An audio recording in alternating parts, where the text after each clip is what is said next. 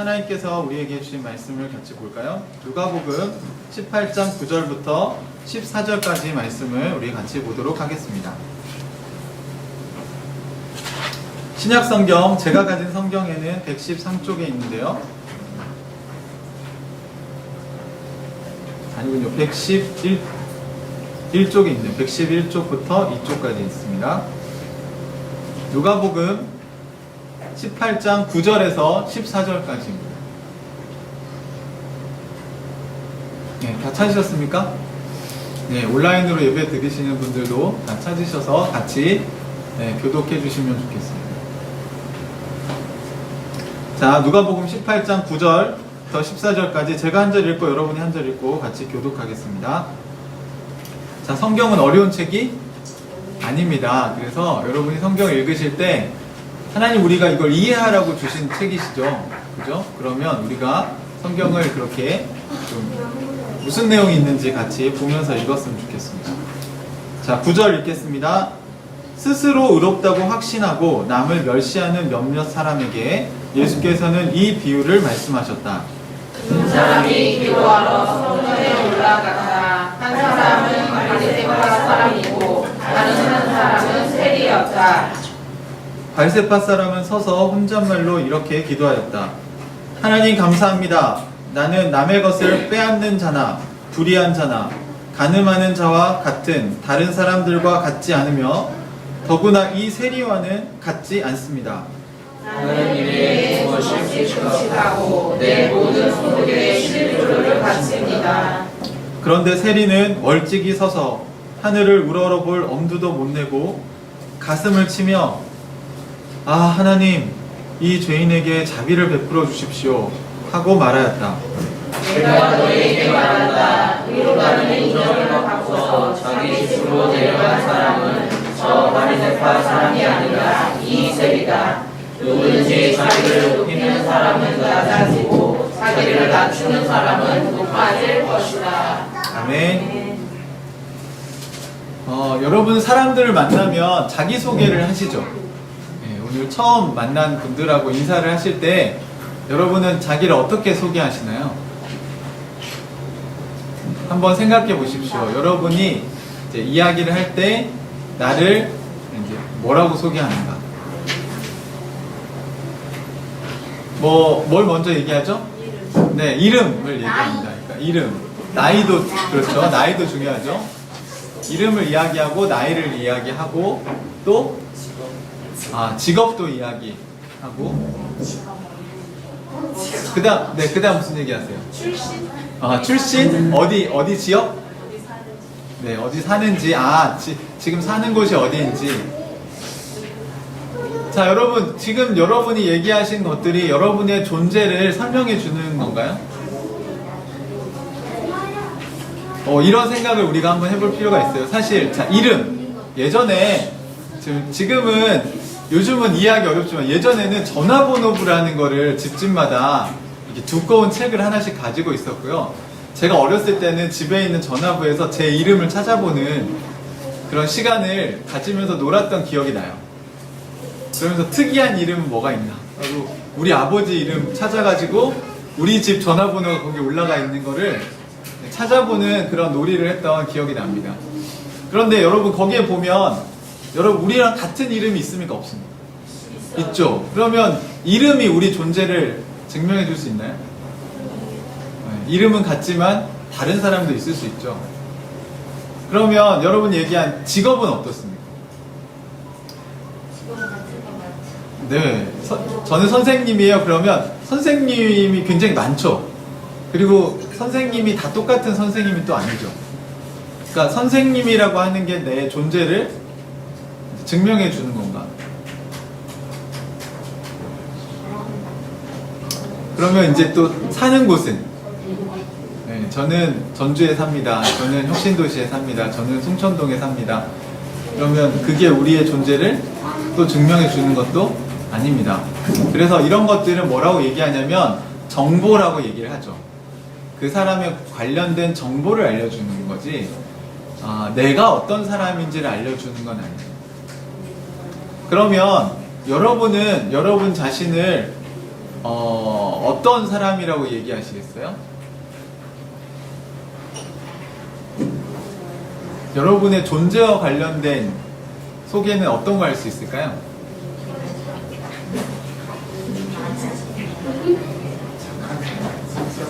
네?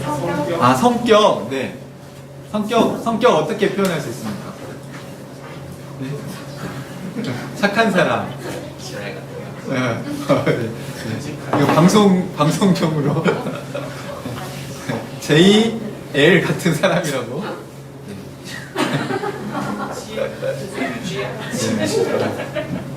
네, 너무 발음을 이렇게 고급스럽게 하시네요. 그래서 그러니까 자기의 성격은 좀 존재랑 관련이 좀 있는 것 같아요, 그죠? 네. 그럼 여러분 자신의 가치는 어떻게 매겨지죠?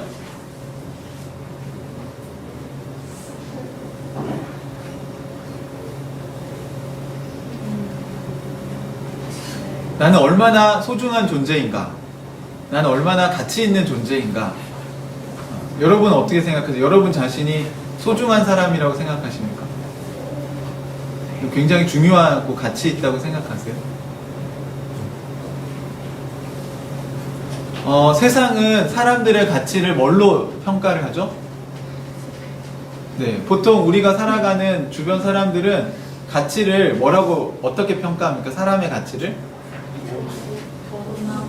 네, 돈이 많은가?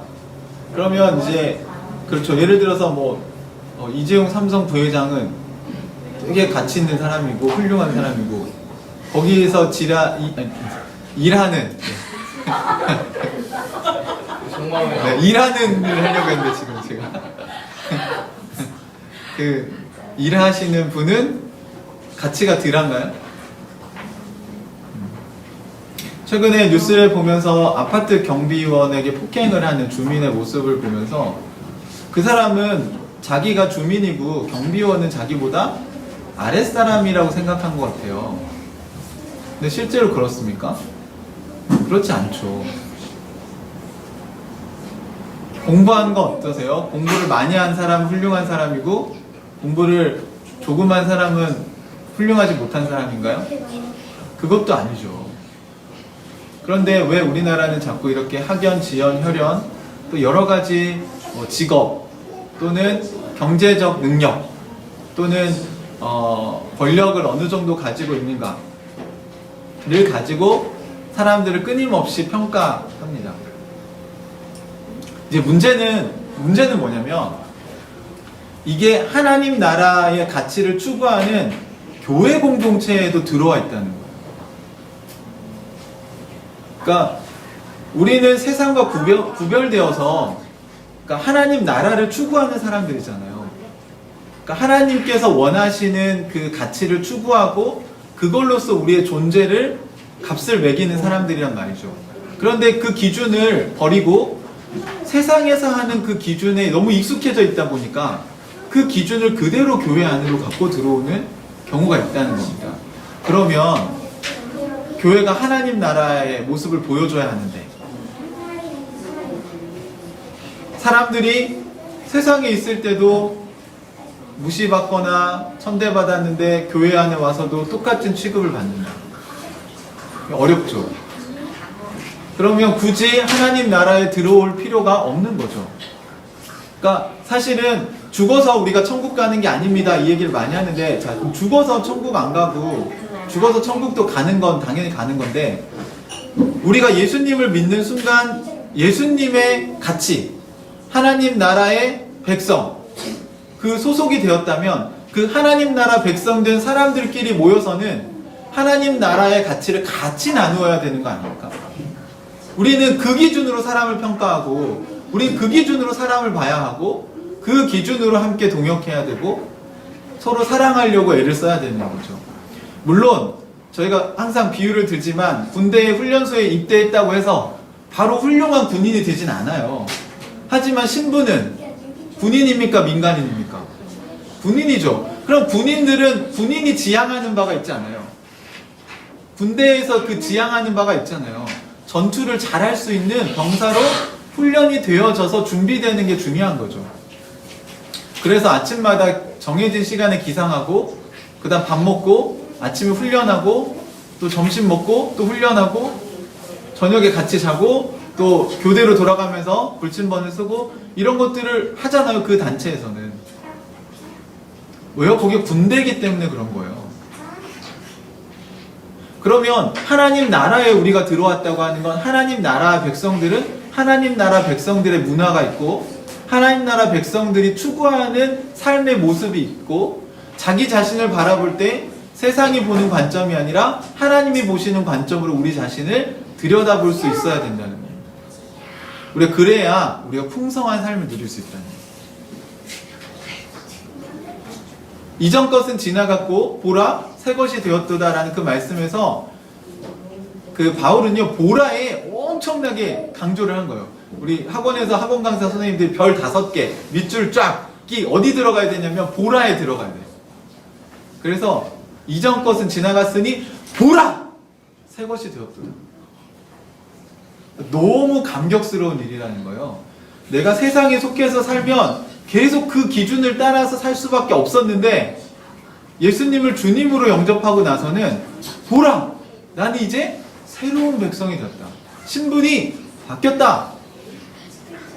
그 얘기를 하는 겁니다. 이게 얼마나 놀라운 일인가 하는 것이. 그걸 받아들이는 것과 받아들이지 않는 것은 하나님 나라에 들어온 것과 들어오지 않은 것의 차이만큼이나 중요한 것입니다. 오늘 하나님께서 의로움의 기준이 무엇인가를 얘기합니다. 이 의롭다고 하는 것은 되게 성경에서 중요한 개념이죠. 그렇죠, 여러분?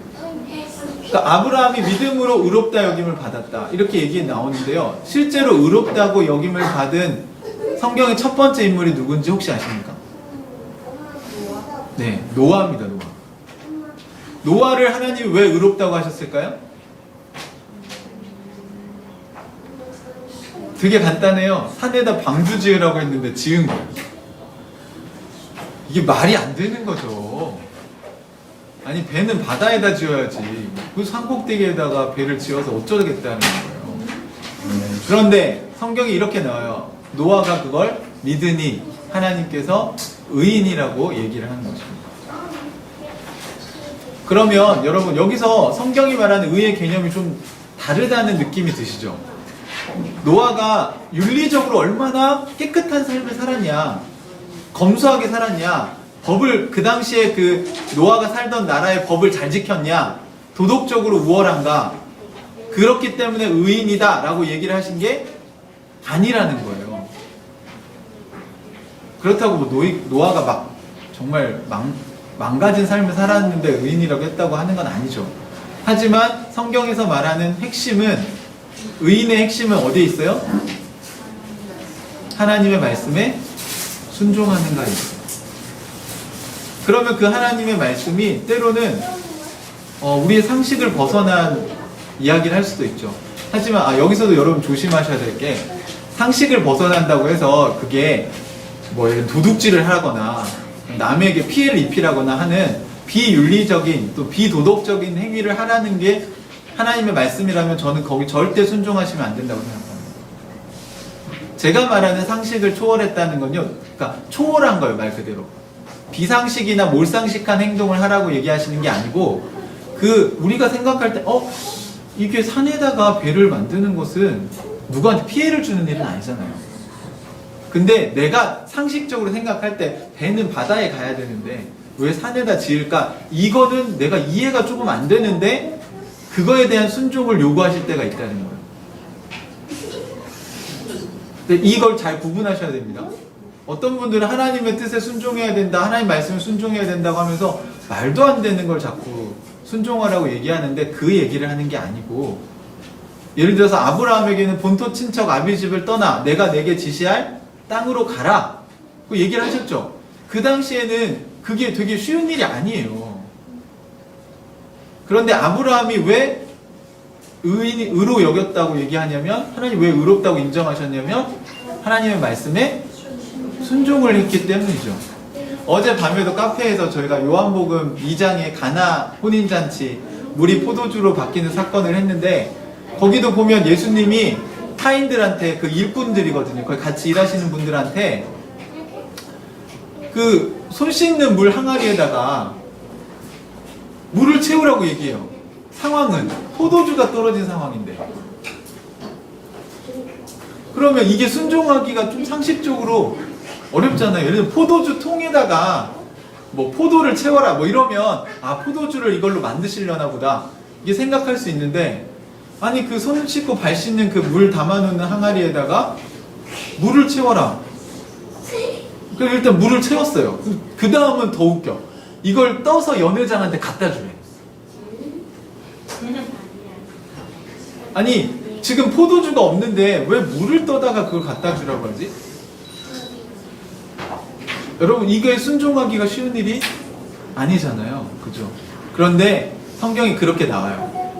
연회장은 이 새로 만들어진 포도주, 물로 만들어진 포도주를 맛보고 아니 이렇게 맛있는 포도주가 어디 있다가 이제 나왔냐 이렇게 얘기할 때 어디서부터 그렇게 됐는지는 알지 못해요. 누구만 알까요? 예, 물을 떠온 하인들, 그 일꾼들만 알았습니다. 성경에서 의롭다고 하는 기준이 뭔지 아시겠습니까? 하나님의 말씀에 대한 신뢰와 그 신뢰에 따른 행동이 수반될 때 그걸 의롭다고 얘기하는 것입니다. 오늘 성경에도 그 의로움에 대한 이야기를 하고 있습니다. 보시면 9절에 오늘 성경을 얘기하는 상황이 나와 있어요. 9절 한번 같이 읽어볼까요? 시작. 스스로 의롭다고 확신하고 남을 멸시하는 몇몇 사람에게 예수께서는 이 비유를 말씀하셨다. 자, 그러니까 성경을 여러분 읽으실 때 뭘 먼저 우리가 봐야 됩니까? 네, 상황을 봐야 돼요. 컨텍스트를 봐야 되는데 여기도 보시면 비유를 먼저 우리는 들어가고 싶지만 사실은 그 비유를 하신 목적이 있는 거예요. 자, 예를 들면 제가 우리 아이들에게 코끼리의 코를 설명해 주고 싶어요. 코끼리의 코를 설명을 해주려고 하는데 아이들이 코끼리의 코를 한 번도 본 적이 없어요. 그러면 제가 코끼리 코랑 비슷한 물건을 찾겠죠. 집에 보니까 이 물 호스 같은 게 있어요. 그럼 물 호스를 가져와서 얘들아, 내가 선생님이 코끼리 코에 대해서 설명해 줄 건데 코끼리 코는 마치 이 호스처럼 생겼어 라고 이야기를 하면, 자, 비유를 든다는 거는 그 사람에게 어떤 개념을 쉽게 설명하려고 하는 거죠. 그 다음 제가 호스를 가져와서 비유를 들려고 한 거는 뭐죠? 뭘 비유를 들려고 지금 호스를 가져왔다고 했죠? 네, 코끼리 코라고 이미 얘기를 해드렸잖아요. 무슨 말인지 이해되십니까? 그러면 예수님이 비유를 드실 때 성경에 비유가 되게 많아요. 그러면 사람들은 오해가 있는데 비유는 어렵게 하려고 드신 거라고 착각을 해요. 우리한테 어려운 이유는요, 우리는 이게 익숙하지 않은 문화권이기 때문에 그런 겁니다. 사실 이스라엘 사람들한테는 이게 너무 쉬운 얘기였어요. 오늘 성경도 똑같습니다. 그러면 일단 비유를 든 목적이 뭔가? 무슨 얘기하려고 비유를 든 거냐? 대상이 누구예요? 스스로 의롭다고 확신하고 남을 멸시하는 어떤 몇몇 사람들에게 얘기하신 거예요. 자, 그럼 이거부터 봐야죠. 대상. 설명하려고 한 대상이 누구냐면 자기 스스로 의롭다고 생각하는 거예요. 나 정도면 신앙생활 잘하고 있지. 스스로 의롭다고 생각하는 겁니다. 자칭 의인들.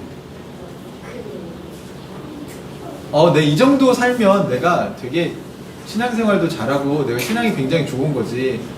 하나님 앞에서 내가 이 정도 살면 되게 잘 사는 거지. 라고 생각을 하고 있는 사람들. 그러면서 또 하나 붙었죠. 그것만 하는 게 아니고, 남을 멸시하는 거예요.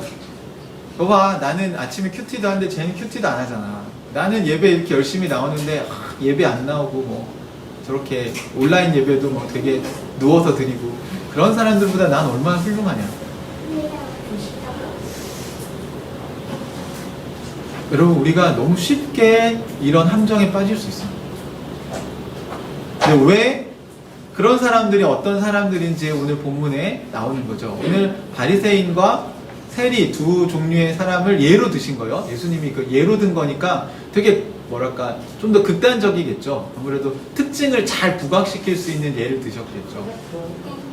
자, 그러면 바리새파 사람은 지금 스스로 의롭다고 확신하고 남을 멸시하는 그 몇몇 사람들의 특징을 예로 드신 거겠죠? 맞습니까? 네. 그렇게 보고 우리가 한번 성경을 봅시다. 자, 자신은 의롭다고 생각해요. 그런데 예수님이 볼 때는 어떤가? 자, 성전에 기도하러 두 사람이 올라갔는데 한 사람 바리새파 사람이고 한 사람 세리입니다. 이렇게 나오면 벌써 우리는 바리새파 사람을 본 적이 없어요. 바리새파 사람이 어떤 사람인지 몰라요. 그쵸? 뭐 아니면 한국 교회 장로님이 교회에 기도하러 갔다. 안수 집사님이 기도하러 갔다. 이렇게 얘기하면 알잖아요. 우리가 익숙하니까. 그런데 바리새파 사람이다 이렇게 하면 우리가 알기가 어려운데, 바리새파 사람은 어떤 사람들이냐면 나중에 유대인들에게는 이제 경건한 사람들 몇 가지 부류가 있었어요. 마치 오늘날의 교단과 비슷하고 할까, 교파가 나누어진 것처럼 자기들만의 경건을 추구하는 사람들이 있는데요. 이 바리새파 사람들은요 되게 검소하고 율법적으로 굉장히 열심히 말씀을 지키려고 살았던 사람들입니다. 그래서 사람들로부터 존경받는 종교인들 중에 한 부류였어요. 그러니까 오늘날로 말하면 그러니까 되게 큰 교회, 막 그런 대형 교회 이런 걸 지향하는 종교 권력자들은 사두개파 사람들이고요.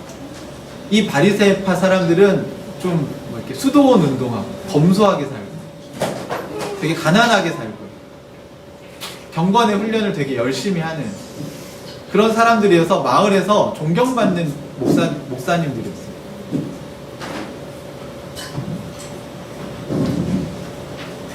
자, 그런 바리새파 사람이 이제 성전에 기도하러 가서 이렇게 기도합니다. 자, 혼잣말로 뭐라고 기도했는지 한번 읽어봅시다. 11절에 시작. 바리새파 사람은 서서 혼잣말로 이렇게 기도하였다. 하나님 감사합니다. 나는 남의 것을 빼앗은 자나 불의한 자나 가늠하는 자와 같은 다른 사람들과 같지 않으며 더구나 이 세리와는 같지 않습니다. 네, 자, 성경은 있는 그대로 한번 봅시다. 자, 이 사람이 뭐라고 기도를 하고 있냐면, 하나님 감사합니다. 여기서 이제 왜 감사한지 얘기를 하겠죠? 예, 나는 바리새파 사람은 남의 것을 빼앗는 자나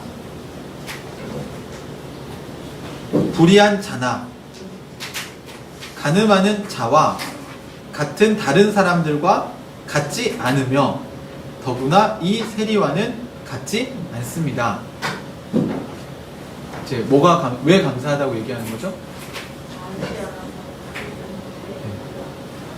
자, 여기 공통적으로 또 단어가 있어요. 대단하죠. 우리 여러분 하시겠어요? 네.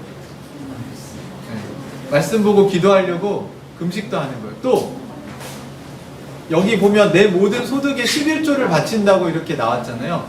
그러니까 이 표현이 무슨 표현이냐면 내 모든 소득의 11조라고 얘기할 때 이 사람들은 심지어 어떤 것까지 11조로 바쳤냐면 텃밭에서 나오는 채소의 10분의 1도 성전에 갖다 바쳤어요. 그러니까 자신의 수입의 11조만 하는 게 아니고 어떤 형태로든 자신에게 뭔가가 이익이 생기면 무조건 다 11조를 하는 거예요. 그래서 평균적으로 바리새파 사람들은 자기가 가진 그런 소득을 다 합쳐서 11조한 양을 보면 거의 20% 정도를 헌금을 했다고 합니다. 그러니까 10의 2조를 한 거죠, 사실은.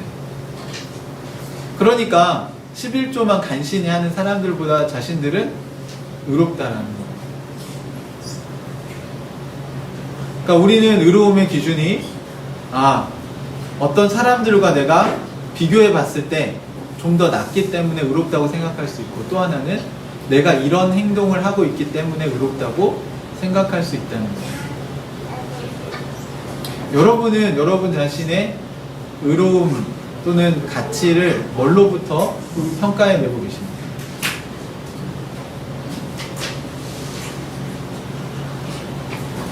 특별히 하나님 나라에서 이 의로움이라고 하는 건 하나님 나라 백성이 될 수 있는 조건이잖아요. 나는 정말 하나님의 사랑받는 자로서 잘 살고 있다 라는 거를 우리가 남들과 신앙생활을 막 자꾸 비교해요. 그리고 내가 어떤 헌신을 더해요. 봉사를 더해요. 그러면 그걸 가지고 나는 의로워 라고 스스로 생각하고 거기서 만족을 얻으려고 한다는 것이죠. 근데 여러분, 이거 굉장히 잘못된 기준입니다. 그러면 올바른 기준은 뭘까? 예수님이 얘기를 하셨겠죠? 자, 그 예로 세리의 이야기가 나왔습니다. 자, 13절에 보니까 그런데 세리는 자, 멀찍이 서서 하늘을 우러러볼 엄두도 못 내고 가슴을 치며 뭐라고 얘기합니까?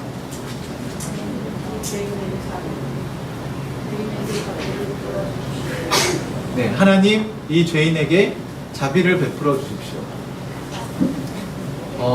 세리의 기준은 뭔 것 같으세요?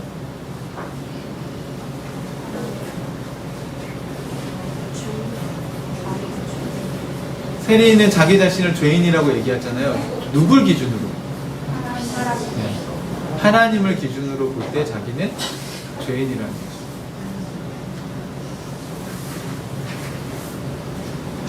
아까 바리새인은 누굴 기준으로 자기를 의인이라고 얘기했죠? 사람들을 기준으로, 자기보다 못 사는 사람들을 기준으로 본인이 의인이라고 얘기했죠.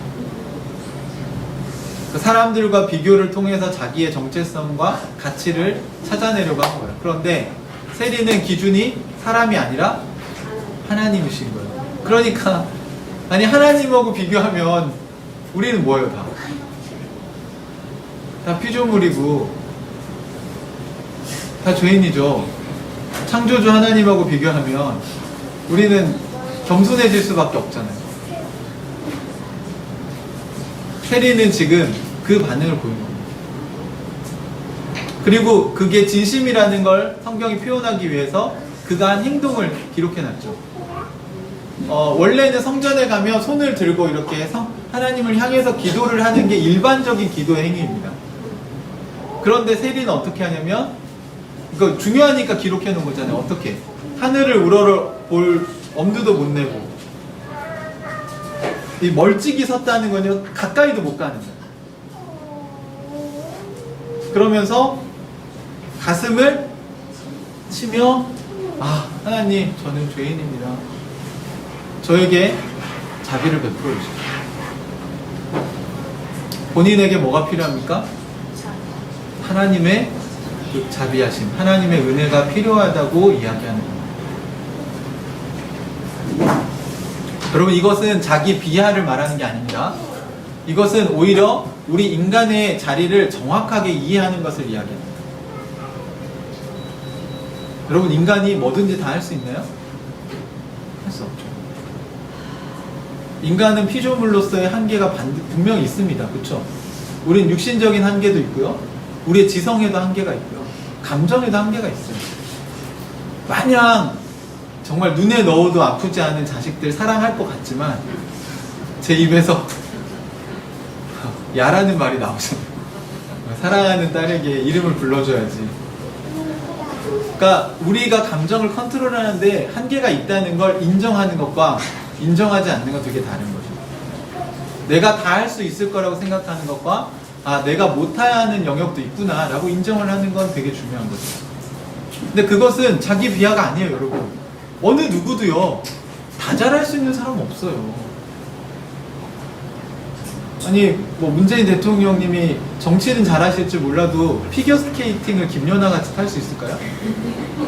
손흥민처럼 축구를 할 수 있을까요? 아니잖아요. 그렇죠? 우리가 슈퍼맨이 아닌 이상 어떻게 모든 걸 다 잘합니까? 그거는 교만한 거죠.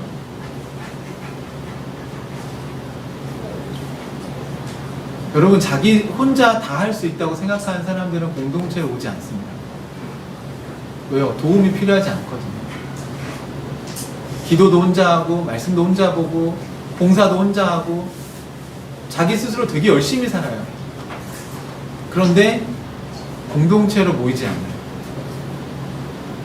정말 헌금도 열심히 하고 의롭게 살고 검소하게 살고 그리스도인으로서 치열하게 살아가는데 하나님이 주신 첫 번째 명령을 지키지 않고 있는 겁니다. 뭐냐면 서로 사랑하라고 하는 공동체가 없어요. 여러분, 우리는요 서로 사랑해야 됩니다. 이게 하나님 나라 백성들에게 가장 중요한 명령입니다. 그러면 사랑을 하려면 대상이 있어야죠. 그렇죠? 일단 여러분 집에서는 남편과 아내가 서로 사랑해야죠. 이거 서로 사랑하는 게 중요한 겁니다. 네. 혼자 하는 게 아니에요. 서로 해야 돼요. 근데 이거는 요구하는 게 아니죠. 내가 하는 거예요. 상대방은 안 바뀔 수도 있어요. 우리는 사랑을 우리가 하는 거예요. 하나님께서 주신 말씀을 따라서 남편은 남편들로서의 역할을, 아내는 아내들로서의 역할을 하는 겁니다. 그 성경에 기록되어 있잖아요. 남편들은 아내를 예수님처럼 사랑해야 되고 아내는 남편을 예수님처럼 존경해야 된다. 그러면 천국이 돼요. 여러분, 남편들, 아내가 남편들 존경해주고 남편이 하는 말에 이렇게 순종해주고 하면 좋을까요? 안 좋을까요? 좋아요. 아니, 왜 그걸 아내들이 대답을 합니까? 남편들에게 물었는데. 좋습니까? 안 좋습니까? 아내가 내가 하는 말을 다 존중해주고 받아들여주고 따라주면 좋아요? 안 좋아요? 리더로서의 어떤 딱 그 가장으로서의 이 쓰잖아요. 여러분, 그게 이미 일반적으로 있는 상식에도 있는 얘기예요. 남자들은 어떤 사람을 위해서 목숨 거는지 아세요? 자기를 믿어주는 사람을 위해서 목숨 거는. 조금 모자라고 부족해도 자기를 믿어주면 그 팀을 지키려고 최선을 다해요. 남자들은 인정받고 신뢰받는 걸 너무너무 중요하게 생각해요. 근데 자매들은 자기를 사랑해주는 사람을 위해 목숨을 겁니다. 그래서 늘 물어보는 질문 이거죠. 자기 나 사랑해? 남자들은 아니 한 번 얘기했으면 믿어야지. 이걸 왜 계속 물어보냐? 이거 날 못 믿는 거냐? 내가 오늘 아침에 얘기했잖아. 돈 드는 거 아닌데 저녁에도 해주시고 점심에도 해주시면 안 돼요? 그러니까 사랑한다는 말과 표현, 그 사랑하는 분위기와 행동. 여러분, 남편들이 아내를 위해서 그렇게 해주면 사랑한다고 말해주고 사랑하는 항상 이렇게 사랑해주는 그 상황에 여러분이 놓여있다고 생각하면 어떠실 거예요? 너무 좋겠죠? 네. 아내 얼굴빛만 봐도 여보 뭐 걱정 있어? 물어봐주고 이 얘기 들어주고 공감해주고. 그러니까 여러분 보세요. 이렇게 하면 이게 천국이잖아요. 그쵸? 이게 하나님 나라인데 원래 이게 에베소서에 있는 얘기예요. 그리스도 안에서 남편과 아내들 피차 서로 복종해라. 어떻게? 남편들아 이렇게 하고 아내들아 이렇게 하라고 얘기를 하셨어요. 근데 어떨 때 지옥이 되는지 아세요? 남편들아 이렇게 해라 했는데 아내들이 그걸 얘기하는 거고 아내들아 이렇게 하려 했는데 아내들한테 남편들이 얘기하는 거예요. 이거 봐, 복종하라고 했어 안 했어?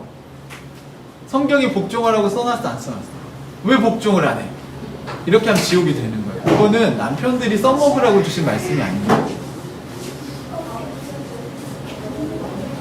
사랑하는 형제자매 여러분, 우리 자신을 어디에서 찾는가 하는 거예요. 나는 훌륭한 남편이야. 나는 좋은 아내야.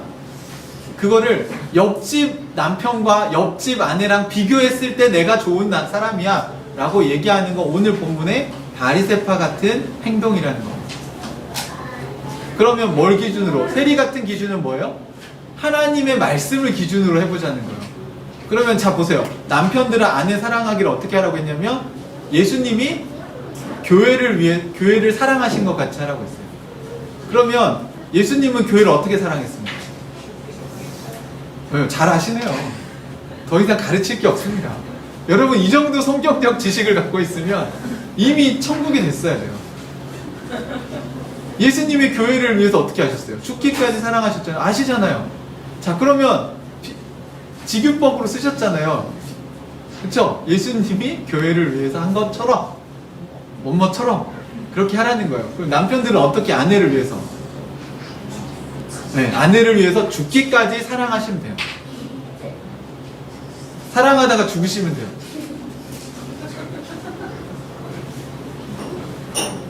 네. 자, 이게 하나님의 기준이에요. 그러니까 남편들 여러분 생각해 보세요. 이 말씀에 비추어 나를 들여다보니 내가 죄인입니까? 의인입니까? 죄인이잖아요. 죽기까지 우리가 사랑합니까? 아직도 안 죽었잖아요. 50대 50이지. 내가 이만큼 해줬으면 너도 이만큼 해줘야지. 막 이거잖아요. 예수님은 그렇게 하셨으면 우리한테 구원을 어떻게 하셨겠어요? 야, 내가 이 정도 해줬, 야, 이 땅에 오는 거 정도 내가 해줬잖아. 그러니까 너도 이 정도 헌신은 해야지. 찬송가 중에 그런 비슷한 찬양이 있어. 나를 위해 십자가에서 죽어주셨는데 난 주님을 위해 뭘 할까? 아니에요. 주님 그런 마음으로 죽으신 거 아니에요. 그냥 우리를 사랑해서 죽으신 거예요. 그 뒤에 우리가 그분을 사랑하고 헌신하는 그냥 그게 감사해서 하는 거예요. 주님이 뭘 요구하시는 게 아니라고요, 여러분. 자, 그럼 남편들이 이렇게 하면 아내들이 얼마나 행복해지겠습니까? 그쵸? 그럼 아내들은요? 아내들은 뭐라고 했어요? 교회가 그리스도에게 복종하듯이. 이거 정말 거슬리죠? 일단 복종이라는 단어부터. 아내가 남편에게 복종하라고 얘기했어요. 자, 그러면 교회가 그리스도에게 어떻게 복종합니까?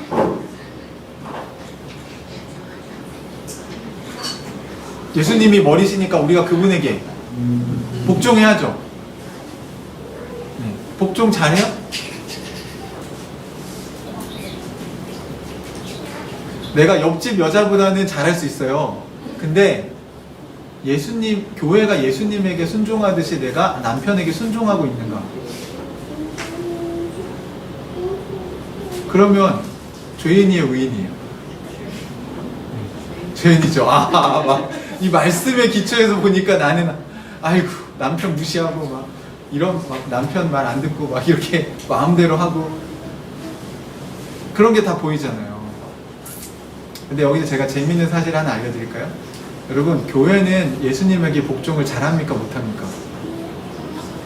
네? 잘 못하죠? 그러니까 아내들이 훨씬 기준이 편한 거예요. 왜냐하면 여러분 복종 잘하세요? 예수님 말씀에? 예? 전적으로 막 복종하십니까? 안 되잖아요. 우리가 하려고 노력은 하지만 잘 안 되잖아요. 그런데 보세요. 남편들은 예수님은 교회를 위해서 어떻게 하셨어요? 죽기까지 하시는 거 하셨어요? 안 하셨어요? 하셨어요. 완벽하게 하셨잖아요. 십자가에서 완전 철저하게 하셨잖아요.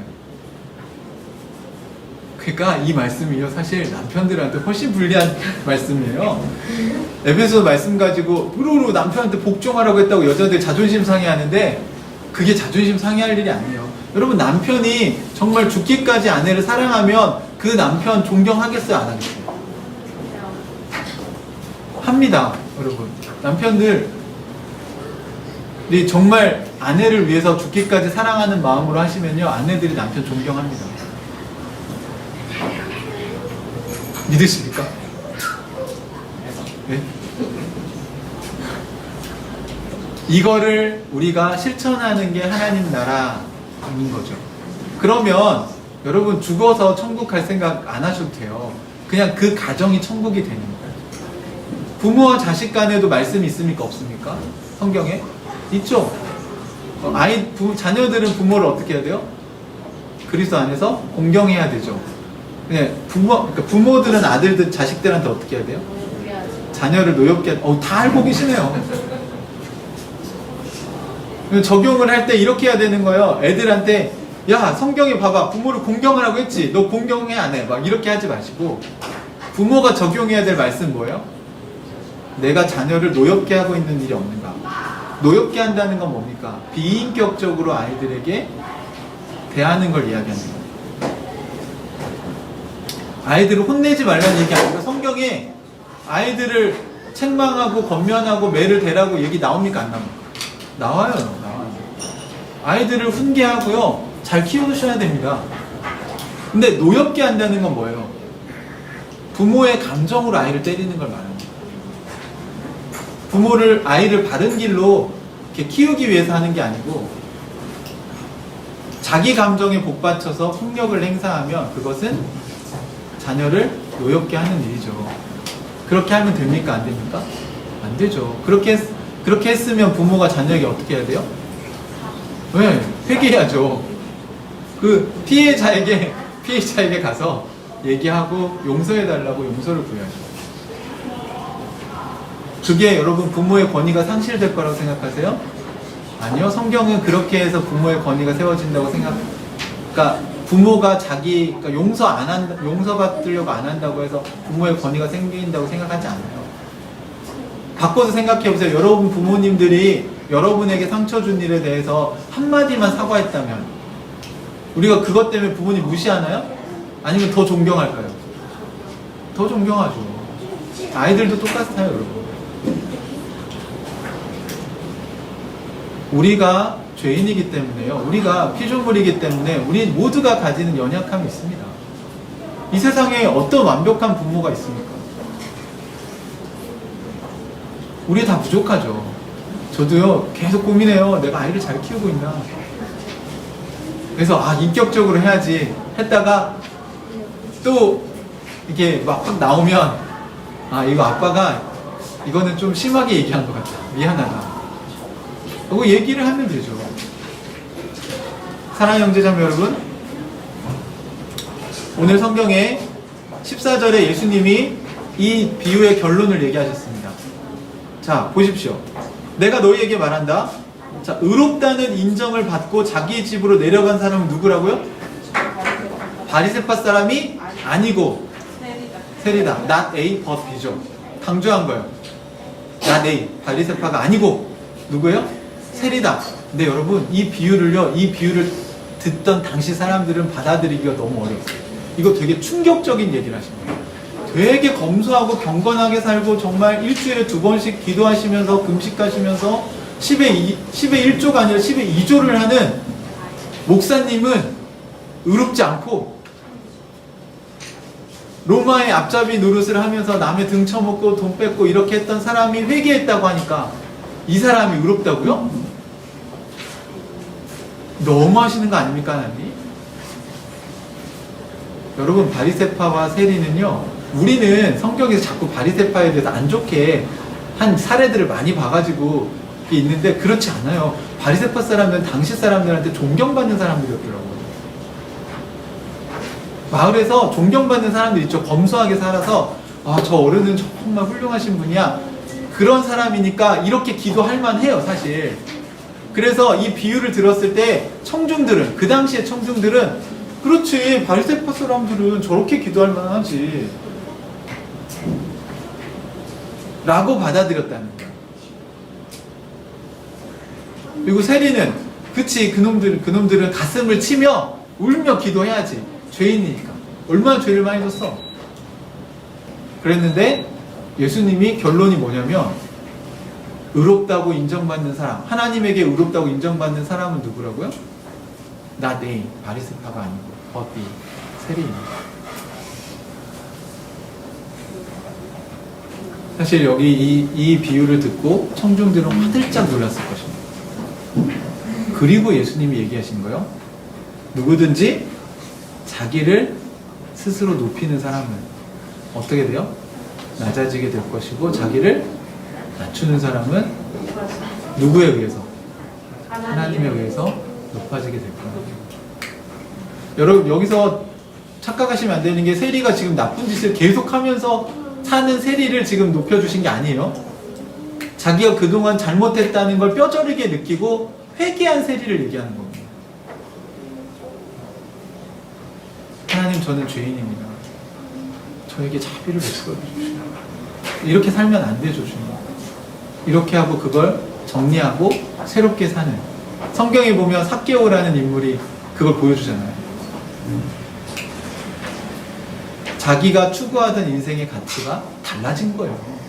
그러니까 기준이 뭐냐고. 여기서 기준. 이 세리가 인생을 바꾸게 된 기준은 누구를 기준으로 볼 때?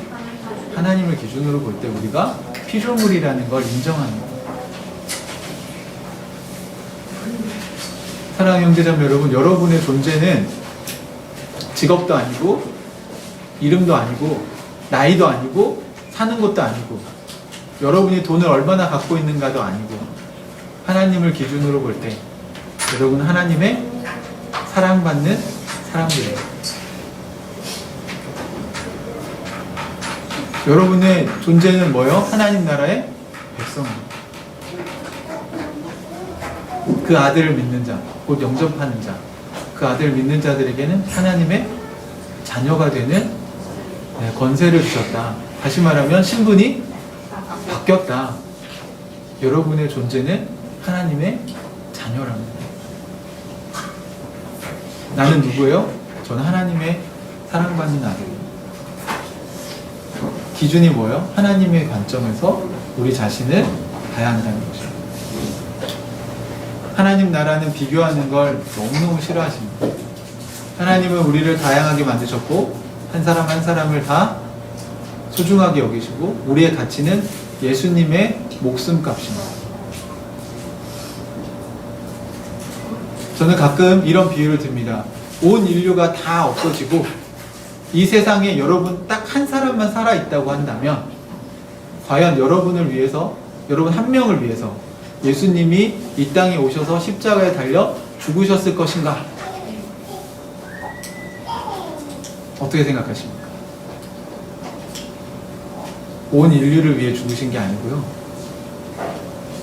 여러분 한 사람을 위해 예수님 죽으신 거예요. 세상에 아무도 없고 여러분 혼자 살아있다고 해도 예수님은 여러분을 구원하시기 위해서 십자가에 죽는 사랑을 실천하셨을 거라는 거예요. 그걸 믿으시냐는 거죠. 그만한 가치가 있는 게 우리입니다. 여러분 자신을 비하하거나 여러분 자신을 망가뜨리지 마십시오.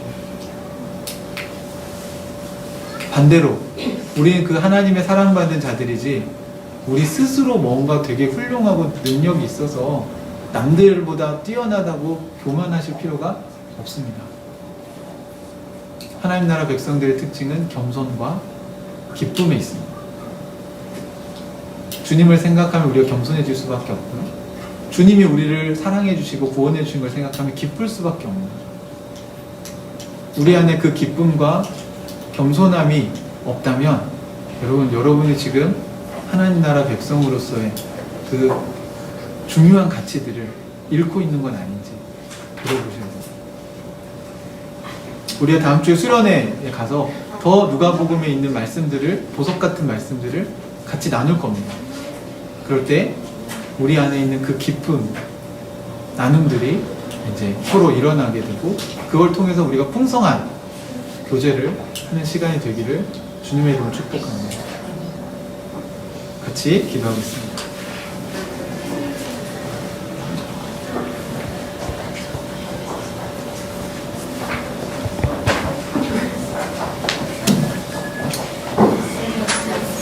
사랑하는 형제자매 여러분, 오늘 말씀을 통해서 의롭다고 인정받은 사람은